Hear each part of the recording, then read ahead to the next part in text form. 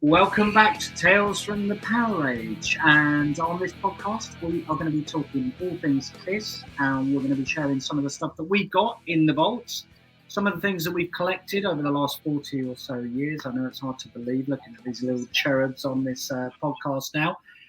Now, the thing is with Kiss, right, they're one of those bands that you can't commit to collect to because you'll never be happy. Because you could probably buy a Kiss washing machine and a microwave and a toaster and a car and goodness knows what else. But either way, I think we've got a couple of cool things that you might be interested in. And of course, if you got something better, which I'm sure you probably have, put in the comments, like, comment, get involved. But we picked out a few things from our collections, which I hope you'll find interesting. Even to the avid Kiss collector, you'll put your head in your hands. You think, oh my, I haven't got that. Where on earth did they get that from? Anyway, let's kick off, and if we can go to, I think we're going to talk about a mix or a mispress of Alive 2 first. So, Gav, over to you. Yeah, this is quite famous in kind of Kiss collecting circles, and there are millions of them. Kiss fans, that is, not these. There was a rumor there was 50 of these, but that's rubbish. So essentially, what it is they printed up the jackets when they were still deciding what the track listing was going to be. So a bunch of them went out by mistake with some extra tracks like Hooligan, Take Me, Do You Love Me that were on the tour, but then got edited out of the final release late in the day, seemingly. So there's some jackets out there, and there's even 2 variants of the jackets, which is all about the publishing. Some have 6 publishing, some have 7. You know, you don't need to get into that right now. But there are these are the things to check in the wild, people. If you see it Alive 2, flip it over and have a look. Just to confirm, Gab, that's not on the vinyl, it's just on the sleeve. That's right. It's just the jacket. Okay. There are loads of variants with the vinyl, but none of them have these tracks on. Good. But so yeah, this is an easy thing to look at in record shops. Because if you flip it over and you can see those tracks on there, you're looking at 250 quid plus. Cool. And they don't have the circles around them, right? That was me to help you out. But you've done them in yellow, which is really confusing because it looks quite official. Well, you know me, I'm a professional kind of guy. But yeah, so I've got one which I'm really proud of. I got it in a charity shop locally, and I was paying through the nose, paid 25 quid because I wanted a pristine copy of the regular album. And it's only when I got home I realised what I'd got. So I'm sorry. I'm so sorry for all the Kiss fans out there. That hasn't happened, but have faith. It might happen. Good. Lovely story. Right, so we're going to go on to, I think you've got a solo box set as well, Gav, you wanted to touch on? I've got 2 lots of solos. I don't know why, but I love the solo album era. I think it's the artwork. I'm completely in love with these illustrations. The albums aren't so good. But yeah, Aces is good. Aces is good. Yeah. Paul is probably second best. Bits of Gene are good, and we won't talk about Peter. No. But, other countries decided to do a best of the solos. It never came to the UK, but they're just nice curiosities. The 2 red covers, both German randomly. So you've got the sanitized logo there. That's West Germany, and they've got completely different backs, even though they're both from Germany. This one I thought was French, and it is French. But yeah, completely different. When you've got those illustrations, why the hell would you change to that? You know, it's mad. But anyway, big fan of the curiosity sleeves like that. And then moving swiftly on to more of the same. This came out a few years ago. It's a lavish. Could have been 40th anniversary. Don't know. A lavish box set with spot varnish and foiling if you're in the printing trade. Every record has the corresponding colour to the character. There's a slip mat, which is on my record player, so you can't see that. And there's also individually individual prints, art cards, which are on my wall, so you can't see those either. And all the records, as you probably know, if you're a Kiss fan, they came with posters that interlock to form a big poster. You know, Kiss really knew what they were doing. And the reason, one of the reasons they had all the inserts apparently was to stop bootleggers. That you knew you had the official one because you had all the junk inside. So that's cool. You know, and the fans got a lot for their money back in the day. And there were masks with the singles as well, Gab, right? Yeah, that was just a UK thing, Dill. Right. Okay. Yeah, they had coloured vinyl, again corresponding, which I've got, but I haven't got the masks that came with them, and they're worth a pretty penny now. But yeah, I've got the singles, but not the masks. Gav, can I just ask how many of the Peter Criss songs are on the best of solo? I think they were quite fair. They did. They split them out. I think they split them out. Yeah, them out. You couldn't not, could you? I mean, even the track listings vary between these, believe it or not. But yeah, Peter had 3 on this one. All right. Bizarrely, it's the only solo album that I've actually got is the Peter Criss one. Yeah, see, look, they've got 3 of each, yeah. Like not mixed up. Again, 3 of each, not mixed up. And then this final version mixes them all up. So yeah, really weird, but interesting nonetheless. Okay, cool. And We're going on to the Elder. Yeah, this one's kind of the images you're seeing here are kind of just a little bit of a mix-up of various stuff. But there was a beautiful German re-release, which isn't on the screen, with this foiling. It's a translucent vinyl. It's got the old German logo there. But they bung loads of stuff in it. They've got German lyrics. They've got English lyrics inside. But they've also did a replica of the Japanese sleeve, which I may or may not have shown previously. But with the best bit, definitely have shown it recently. Oh baby, look at that! There you go. I didn't like Gene's hair then. No, they'll cut their hair. But yeah, another little thing that we've talked about amongst us is originally with the Elder that was supposed to run like a movie. So you had the fanfare, then Just a Boy, and it took you through the loose storyline. But when the record company got hold of it, they thought they can't start with a fanfare and a ballad. So they whopped on The Oath as the first song, which threw the story out completely and was defeated the whole object, really. But there you go. What do record companies know? Still a brilliant album. It is a great album, and I've never understood the story anyway, so it doesn't matter to me. Okay, well, on that bombshell, we're going to go to you, Jam, and you're going to talk about Alive 2. Mine, as we all know, if anyone's watched any of our vaults before, I'm not a great collector. These are just really, for me, records and the memories that they created. But 77 was the Alive album for me. I wasn't keen on the first one. If I had to pick one of the two, I was an Alive 2 guy. I even loved the fourth side. And it's just every single one of my favourite Kiss tracks are on that record. So I Stole Your Love was my childhood, basically.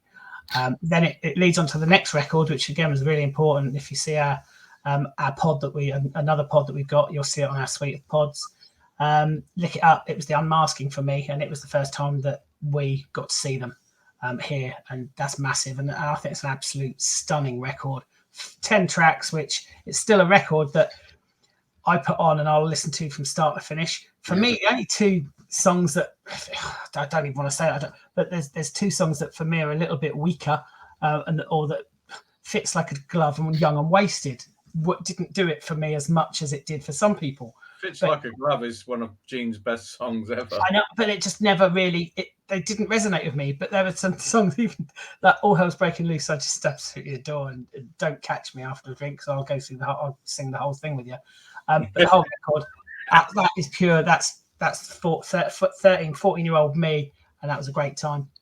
I thought 1,000,000 to 1 was just an amazing track. 1,000,000 to 1's always been your favourite, isn't it? I love it. And the thing that freaked me out with 1,000,000 to 1, it's like, it's not, but it's not I'm a metalhead for Christ's sake. No, I love that so much, and I've mentioned on it that I still love you on the previous Creatures record was the track for me. It's just those 2 tracks are just out of this world. 1,000,000 to 1's just bitter. I can relate to that. So now we're going to move to And that's my final the choice. nerd alert now. What? No, that's my final choice. I don't understand why. This seems to get a lot of criticism when I look at different areas, and this for me is an absolutely banging record. I love it. I got it on CD as soon as it came out, and I loved it then. I've bought it on vinyl since, but it's just a brilliant record. Slap in the Face is one of my favourite songs. I love it. Silver Spoon and Hide Your Heart just blow me away. And it's got loads of songs in it as well. So it's a great one if you listen. Record. I think it's brilliant, and not everyone does. Cover-wise, not so much. But it was a great time, and I really like that record. Probably memories from a good time. Yeah, exactly. That's probably why you like it. Okay, cool. Cheers. So, I was a little bit late to the Kiss party. We've done another pod on Kiss that you may have seen. The first time I saw Kiss was at the Marquee Club in London. And what was special about this one was not only that it was Kiss playing the Marquee Club, but it was the first night of the new residency. So for those of you that know anything about the Marquee Club, it was originally opened in Oxford Street in London and then moved to Wardour Street, where that was the famous venue. Yeah. And most of us have been there for the last couple of years of the residency there. Met Lemmy many a time at the bar and had a few Jack Daniels and Coke with him, which was amazing as a young teenager. And they closed it and subsequently opened, or were about to open, a new one on Charing Cross Road. And me and three guys from then, we were at sixth form, headed into London in an old Renault 5, spent the night sleeping on the streets to be the first in the queue. And lo and behold, by the time I think the gig opened, there was something like 5,000 people queuing to get in, apparently. Wow. I think capacity is between 700 and 800 of the new venue, which was couple of hundred more than the old Marquee. So, of course, absolutely delighted. Got in. I think it was a 5 or maybe even less than that. We weren't even sure that Kiss were playing because there was nothing to show they were playing until late on the afternoon. We saw some Kiss flight cases going into the, and of course, by that point, you're going, oh my God, we're going to see. We knew we were going to get in because we were right at the front of the queue. So that was amazing. One interesting fact from that, apparently, the first person into the old residency on Wardour Street was Phil Collins. So I don't know what went wrong for me, but clearly it didn't. I didn't wear the badge as well as Phil in terms of rock terms. But anyway, went into the gig. I've taken a couple of pictures, and just to prove they're mine, here they are. So if you're a Kiss fan, these are the only ones that exist, and I own them because I took them, and that's how close I was. Right. And cool. There's a couple of others here as well. There's a nice one of Gene here. I love that. That's a great picture. But how did you? We all know Naz, and sorry, Joe, we all know Naz, and I know Naz kicked overnight to be one of the first into that gig as well with Gary. I'm fairly sure. Gary and Scouse. Yeah, they were definitely there as well. Yeah, they were. Yeah, that's right. How did you know about it, Dill? Because we didn't have the internet. I don't know. It was Scouse or Naz had found out, and Gary. Probably Naz. And look, I'll be honest. I'd had quite a few Southern Comfort the night. Yeah. So there's another story to that, which probably won't share on here, but it was a good. It was a brilliant night, suffice to say. Anyway, we got in. Anyone that remembers the old Marquee would remember going in and your feet sticking to the floor. So you'd be pulling your feet off the floor every time you took a step. This was amazing because it was a lovely red carpet. When you got in there, it's carpet in front of the stage. So it was amazing. And I went straight down the front row, and within, I think, 3 or 4 minutes, Eric Carr ran right behind me and ran it back onto the stage. So that was pretty cool. But shame didn't get to say hi to him. But look at that set list. They actually did more songs there. This was a warm-up for Donington, by the way. I was going to say that. I thought it was a warm-up, yeah. What a set. And it was absolutely fantastic. And I remember how brilliant it was. And I was picking these plectrums that I've got here, if you can see. Nice. That's a Gene one. So anyone that knows anything about Kiss plectrums know they fit the time. And I was actually picking them off the guitars These weren't getting chucked out. I was picking them up so close. I was picking them off the guitar. And on Gene had a Gene had a tasseled leather jacket, and I took some of these tassels off and took them home with me in my pocket, which I'm fortunate enough to be going to the End of the Road gig in at the O2. Well, allegedly the End of the Road. Hopefully it is. Yeah. Because I don't want to see him again, but because I've got a VIP ticket for that, and I'm so excited. So I'm going to see the sound check, and you get to do a Q&A. And I might ask him, do you remember me ripping the tassels off your leather jacket at the Marquee in '88? And he'll probably chuck me out. But anyway, so that was cool. Photos still. Take the photos. Yeah, that's a good idea. Maybe I will. Yeah, it's just, Please do, man. There's another one as well. There's Paul there. Look. Get them signed. I'll try. I'll do my best. They might do. You never know. Okay, so that was that's the Marquee, and we'll cover Donington 88 on another pod, which led up to that. A couple of other things that I've just got some random stuff, some really like different stuff. I've got a whole pile of plectrums, which you can see there on the bottom right-hand corner. That is me, believe it or not Gene, with a makeup on, and that was a live 35. The tongue looks pretty similar. Yeah, a live 35 at Download, and they played the whole Alive set, and then some greatest hits after that. It was brilliant. But the reason for the makeup was they were doing makeup to do a world record attempt at makeup, the amount of people in a Kiss makeup at a gig. So I'm guessing they did it. There's the Psycho Circus 3D glasses. A quick story about that. You got given those as you went in. I've kept them, and I had them on for like 6 songs and didn't realise it was the 6th song that they started doing the 3D thing. So I had them on for the I had a couple of drinks leading up to that point. So I was just watching the gig with those 3D glasses on. It was just Donkey. Yeah, but it was great. Yeah, they were brilliant. Of course, that was the original lineup for that as well. So there's the programme. And we were talking about big programmes. I mean, look at the size of that blooming thing. And there is merch sheets in there and stuff as well. I love a merch sheet too. So Do you really?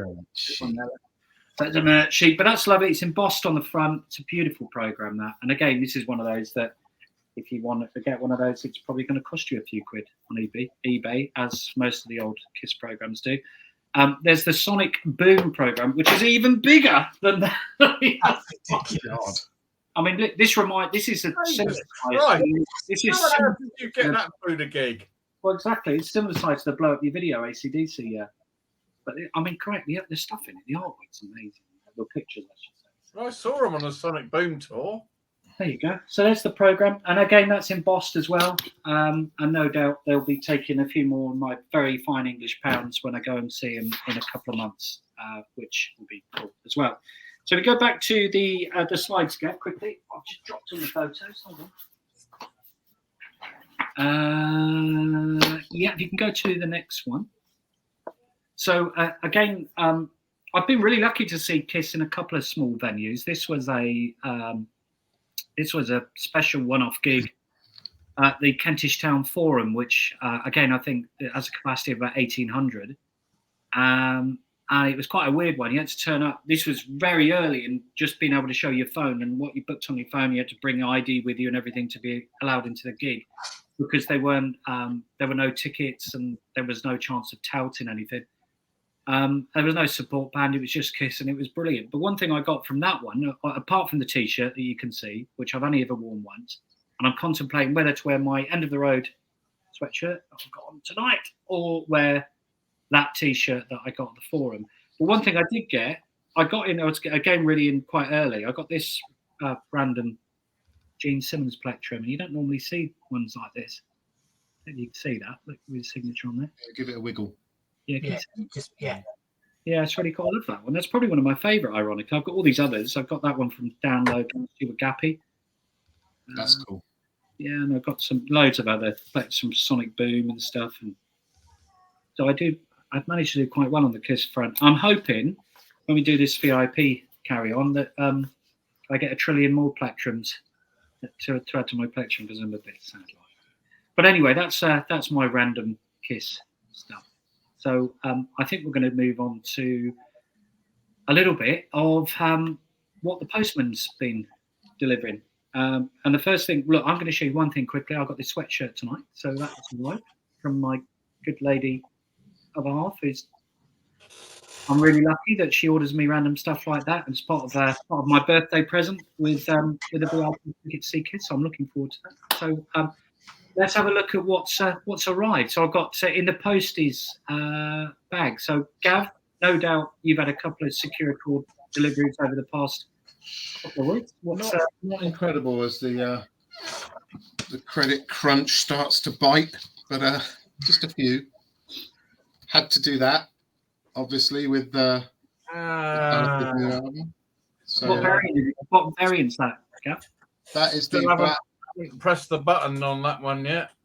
So that's the black and red marble. I don't know how rare it is, but it's rather attractive. It doesn't really show up on camera, but I can try.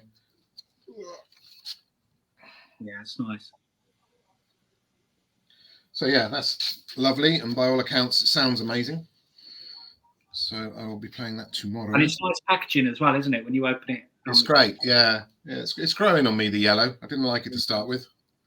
Cool. This one is probably the most iconic album cover of all time, but this is the sketch that they did Oh yeah. to create the album cover, and the whole thing follows through. The gatefold has the sketch too, and loads of kind of scratchy writing about what they should do at the printers and things. So this is Pink Floyd live at Wembley. It's really interesting pressing, actually. My next door neighbour's got a first press of Dark Side of the Moon. That's worth a fair bit. Yeah. Yeah, so that's just regular. It's not particularly collectible. It's just nice. And then most of the boys went to see Massive Wagons recently, and this is a fully signed, although not accurately signed because they had a different guitarist back then.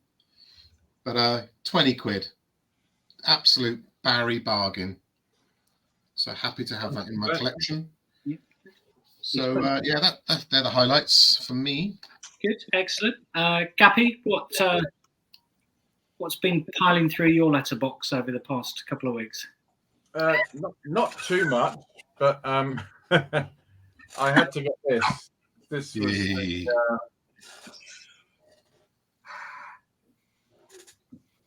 we've done a previous podcast on Kiss, and this is the half-speed remaster of Creatures of the Night, which is sounding so much better than the original. I've literally got no idea what a half-speed remaster is, and if anyone can tell me, please comment down below, because I've got no idea. But it sounds so much better than the original. The drums are so much better. The album's great. What else have I got?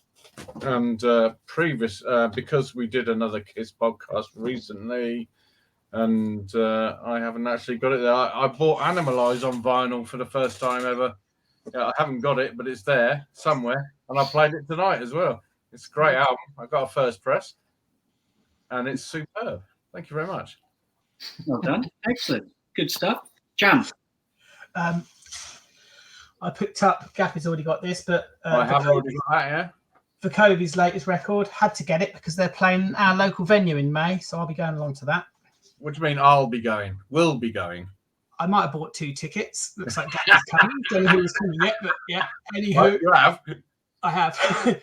Anyway, it's been a lot going on lately.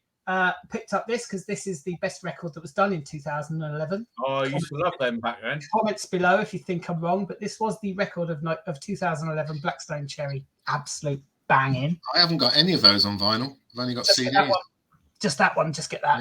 Yeah, it's a good album. It is a great I've got all the CDs. I just haven't got that one. Yeah. On vinyl. So I very nearly bought a Pink Floyd record the other day because these boys keep banging on about it. And then I had a little listen on the old streaming. Pink Floyd. And I changed my mind because I've bored to death, so I didn't bother. I'm shocked. Comments below. I picked up one from the lottery winners the other day. It's a previous one. This is a cracking one. Lottery winners are I don't know. They're sort of rock pop stuff. This features the amazing Frank Turner, who I've seen before. Just a few times. And Oh, I'm such a crowd follower. Actually, you can't really tell the yellowness of that. Anyway, that's the Metallica thing that came out, and for me, it's their best record since And Justice. And that's me. That's everything that I'm showing. Cool, excellent. Right. I've got a couple of things quickly to show you. He says, I went down the Metallica route as well, but I went 2 routes to buy my Metallica album. So I bought a couple of copies. This one was from my local independent record store. And if you want a reason to go or get friendly with your local independent record store, this is it. There's your record. So that's on the purple independent vinyl. You also, or I also managed to bag a lovely tote bag. That was part of the, I didn't purchase that. That was free. I got 3 of the promotional plectrums, and you know I love a plectrum. Nice. There's the black one as well. By the way, these are on not these ones, obviously, because I'd never sell anything. People are trying to sell these on eBay for £100. I think the tote bag's on for £99. I was trying to sell. Wow. A couple of things I haven't seen on eBay. There's the sticker, which you probably can't really see. You can just about see that. So there's a massive sticker. Lovely. I got a lovely print, which you could frame if you. I might actually. That's quite nice, I think. Yeah, I like that. And I also got this lovely bit of advertising, which goes between. It's quite cool, isn't it? It goes between the records. So that isn't even something that is supposed to be given out as a promo. That's really cool. Got a great relationship with my local. You really need to frame that, mate. Love that. Yeah. Love that. It's cool, isn't it? I've got a lovely relationship with my local independent record store owner, and apparently he's got me a T-shirt as well. So I'm looking forward to that too. I also, on Saturday, went to the Metallica pop-up, and I was hoping to have something amazing to show you, right? Because I got there, I queued up for ages. I've got one thing that I think is really cool. This is the CD. This was a special limited to 300. Very limited. So that's number 58, which gives you an indication of how close I was in the queue. But there were people coming out of the queue with signed copies of the new album. So at this point, you're like slobbering, going, "Oh my God, this is going to be the greatest morning I've ever had in my life." And they'd all sold because there was absolutely no restriction to what you could buy. So the first people going in there were just scooping up all the signed copies. Whereas they should have restricted it to 1 per person. There was nothing. And actually, in hindsight, I should have probably bought all 300 of what was 250 of these that were left and just owned the market on them. But I'm not that way inclined. I want to make sure that people can get it. Yeah. Anyway, that's what I got. I got just one of a couple of things, only some random stuff. My local pub's been repurposed into a boutique hotel. And this pub has been a brilliant live venue for many a year. And I've been there many nights. And after the live band's gone off, there's stuff being played. And he's flogging hundreds and hundreds of albums. They're not in brilliant condition and 12 inches and stuff. But they've got a nice Creedence Clearwater Revival, original Canadian copy, actually, funny enough. Willie and the Poor Boys, which has got Fortunate Son on, which is a great song. And then finally, I had this Under Lock and Key. Yeah. Fantastic album. Doc and are brilliant, right? They're fantastic. So that's Posty's been. So hopefully you enjoyed looking at some of that. I don't think whoever's watching this is going to have not going to be many of you. No. To be fair, I've got one more Kiss item. Oh, go on. Oh yeah. Can you see that? Ace Frehley. I got it from my friend John. There you go. There's a red one and a yellow one. It was his farewell tour 2000. Not the Kiss tradition there, Ace. Yeah. But yeah, I didn't go. I just got given to me by John Astronomy. Kiss well fan, done, you know who he is. Well done. Okay, cool. So let's go on to tour talk quickly. We always get out and try and support the tours that are out there and the bands that are playing, and also any local stuff as well. So Jam, I'll come to you first. Who have you been out watching?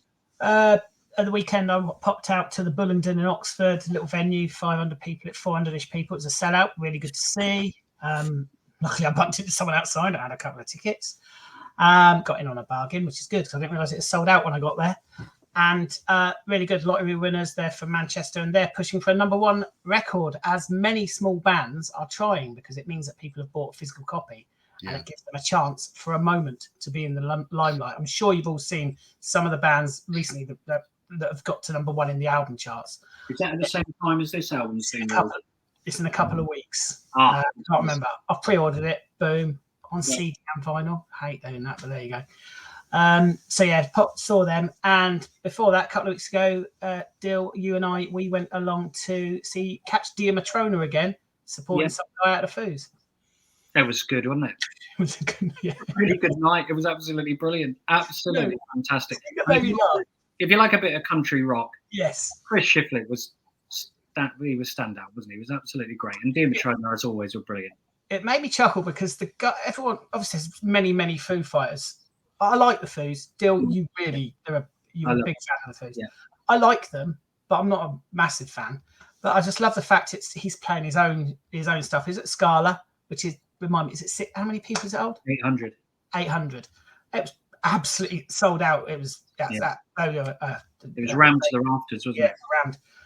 And it's nothing like the Foos. He put on a cracking show, really good fun, really great sound, really professional. And it's one of them 3-piece things. There was literally just him, bass and drums. And there was old mates from home as well. Yeah, it was a really good night. So yeah, enjoyed that. Yeah, really good memories from that. It's fantastic. Yeah. Gappy, who have you been to see? Well, we went to see Massive Wagons again. Yeah. On Monday night at the Scala, same venue. They put on a good show. Wasn't as good as I've seen them before. I've seen them 8 times, so it wasn't the best I've seen them, but they were really good. Really, really looking forward to seeing Dia Matrona in a sold-out gig at the Black Heart in Camden next month. They're going to be amazing. And then I think we're going to see... who are we going to see after that? Oh, it might be the Thursday at Download. I think we might be going to watch. We might be going to see someone called Metallica. Five Finger Death Punch, Wolfgang Van Halen, and who else is playing? Alter Bridge, I think. Alter Bridge, that's it. Yeah, more bands are being announced this Friday. Another 50 bands announced this Friday. Not for the Thursday, I would imagine. No, I've got a feeling tonight Tenacious D for the Thursday, maybe not 50. Tenacious D are playing the O2 that weekend, aren't they? So maybe they'll be doing a night. That's a good shout. I bet that's the Sunday. Yeah. Okay, cool. Did we go to Blackberry Smoke as well, Gappy? Sorry, I almost forgot that. Yeah, what a fantastic gig that was. I've seen them before, but that was one of the best gigs I've ever been to. It was absolutely amazing at the Roundhouse in Camden, and we met the former guitarists from Collateral band. Me and Stuart down there. We really liked them. Yeah, and it was they were brilliant. What a night that was. What a night. If you've never seen them, right, if you want to go and see a live band, if you're wondering who's going to replace all these giants of rock that are on their end of the road tours, they're the real deal. They're brilliant live. They really are. Can't say enough about them. Okay, cool. Gav, who have you been to see? I was going to say, you got some of that stuff on your channel, haven't you, Dill? I was going to say that. Yeah, I was going to. Well, thanks for reminding me. So yeah, my tour talk is pretty much echoing everybody else's. Been to Massive Wagons very recently, and yeah, they were great. But we're going to probably do a bit of a Massive Wagons tribute show at some point in the future, so I won't talk too much right now. We love that band. We wish them well. Good, excellent. So I think that pretty much wraps it up for Tour Talk movie. And look, the postage being on goodness knows what we'll end up buying over the course of the next few weeks. We go to record fairs, we go to record stores, we go online, and do you know what? You just don't know, you didn't know you needed it, and then suddenly you've got it. So just look out for that. There'll be lots more of that too. In terms of gigs, Jam's got and Cappy have got a few lined up, as you've already mentioned. I think Gav's going to see Ginger. Ginger and the Def Leppard book thing. The book yes, the Def Leppard book launch. She's going to that on the South Bank. So again, we'll tell you all about that. And we've got some other gigs lined up, as Gappy's already mentioned. Download on the Thursday. We've got Iron Maiden coming up, Kiss coming up, Def Leppard coming up. It's going to be that first week of July is going to be insane. It's going to be mental. We're going to have so much to talk about. We might have to do 3 or 4 episodes on that week alone. Anyway, on that bombshell, please like, comment. If you want to see any of the videos from the gigs we've been to, I do upload a couple periodically on Dill's Rock channel, which is flashing across the screen on the bottom. So I'll just let you take that in. Press pause on your button so you know where it is, and please subscribe if you haven't already. You can find us on Facebook, Tales from the Power Age, or online at www.talesfromthepowerage.com.